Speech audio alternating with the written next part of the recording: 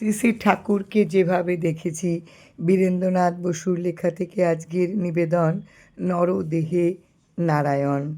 এক ভক্ত তার বাড়ি উত্তরমুখী করে নির্মাণ করতে বাধ্য হয়েছিলেন। এজন্য ঠাকুরের পট উত্তর দিকে বসানো সম্ভব না হয় তিনি ঠাকুরকে তার এই সমস্যার কথা জানালেন। ঠাকুর বললেন, আপনার কি ঠাকুরের পট উত্তরমুখী করে বসানো আনন্দ হয়? আশ্রিত ভক্তটি সম্মতি জানালে ঠাকুর বলেছিলেন, ব্রহ্মের আবার দিক বিদিক কী? যেভাবে ঠাকুর বসালে আপনার সমস্যা মেটে এবং আনন্দ হয়, আপনি সেভাবেই বসান গিয়া। এখানেও ঠাকুর নিজেকে ব্রহ্ম বলেই উল্লেখ করলেন। একবার পুরীতে রথযাত্রার দিন রোহিণীদা, অখিল রায়, গোপাল সেন প্রমুখ ভক্তরা ঠাকুরের কাছে এসেছেন।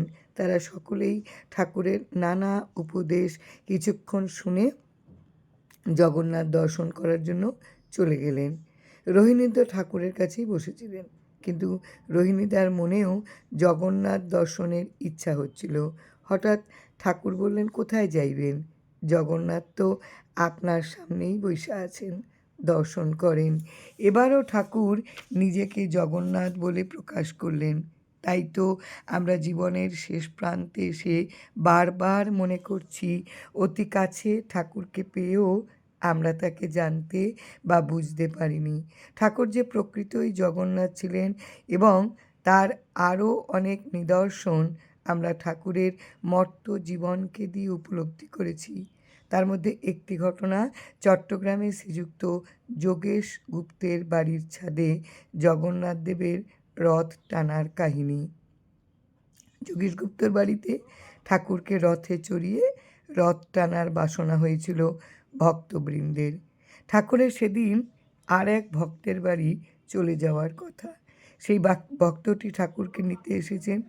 ভক্তরা একটি কাঠের বাক্সকে রথে পরিণত করে ঠাকুরকে রথে চড়তে অনুরোধ করলেন।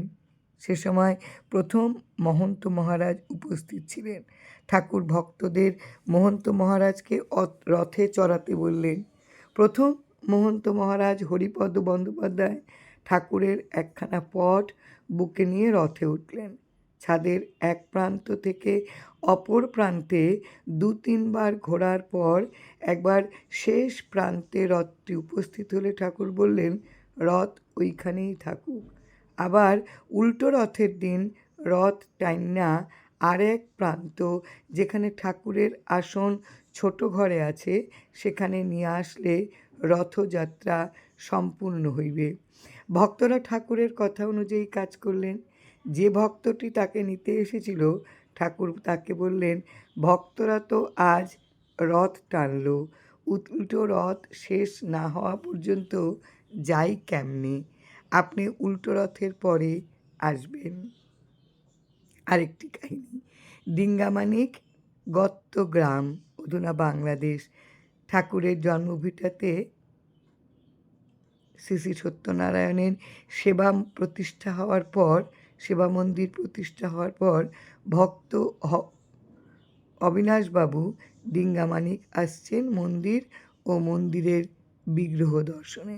তিনি শুনেছেন যে মন্দির ঠাকুরবাড়ির পূর্বপুরুষদের পূজিত বিগ্রহাদি আসনে অধিষ্ঠিত। তাই তিনি মনে মনে ভাবছেন যে তিনি তো আসলে কেবলমাত্র শ্রী শ্রী ঠাকুরের পটদর্শনেই অভ্যস্ত। এক আসনে অনেক বিগ্রহ কেমন দেখতে হবে কে জানে। জন্মভিটাতে পৌঁছে তিনি মন্দিরে উঠে মণিকোঠার বিগ্রহ প্রণাম করতে গিয়ে দেখলেন, কোথায় ঠাকুর? এসে এক আসনে জগন্নাথ, বলরাম, সুভদ্রার অধিষ্ঠান, এবং এই 3 বিগ্রহকে এক আসনে দর্শন করতে তো খারাপ লাগে না। তিনি প্রণাম সেরে বাহিরে এসে ঠাকুরবাড়ির লোকজনকে তার দর্শনের কথা বললেন। সকলেই বললেন, কোথায় জগন্নাথ, বলরাম, সুভদ্রা? আসনে তো শুধু শ্রী শ্রী রাম ঠাকুরের এবং কৈবল্যনাথেরই পট। শ্রী শ্রী ঠাকুরবাড়ির অন্যান্য পট পৃথকভাবে অধিষ্ঠিত আছে। অবিনাশবাবু দ্বিধাযুক্ত চিত্তে দ্বিতীয়বার মন্দিরে ঢুকে প্রণাম করেই চোখ তুলে চেয়ে দেখলেন, কোথায় জগন্নাথ, বলরাম, সুভদ্রা? এ যে আমাদেরই পরম আরাধ্য পরম দয়াল গোপাল স্বরূপ শ্রী শ্রী গুরু রাম। এখানেও ঠাকুর আর জগন্নাথ যে ভেদ নেই তার সুস্পষ্ট প্রকাশ। ঠাকুর এই লীলা খেলাতেও ভক্তকে বোঝালেন যে এক আসনে বহু বিগ্রহ জগন্নাথ বলরাম সুভদ্রাকে দর্শন করতে যেমন খারাপ লাগে না, তেমনি অন্যান্য পটের সঙ্গে শ্রী শ্রী ঠাকুরকে দেখলেও ভক্তের মনে কোনো বিকার উপস্থিত হতে পারে না। জয় রাম, জয় রাম। গুরু কৃপা হি কেবলম।